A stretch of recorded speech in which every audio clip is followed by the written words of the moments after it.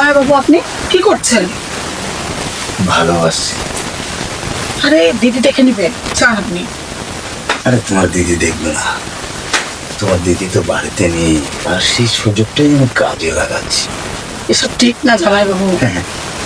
আরে ঠিক না কেন, সারা জীবন তো তোমার দিদিকে আদর ভালোবাসা দিয়েছি, একটু শালিকে দিলে সমস্যা কোথায়? দেখে ফেললে সমস্যা হয়ে যাবে। কোনো সমস্যা হবে না। তুমি তো চলে যাবে আমার দিদিকে নিয়ে, কিন্তু কলঙ্কটা আছে আমার লাগবে। আরে সেই কলঙ্কর ভাগটা আমি নেব, মানে তো তোমার কোনো, তাই তো। তাই না? ছাড়ো, কি করছো জামাই বাবু? ছাড়ো, আমি এসব করতে পারবো না।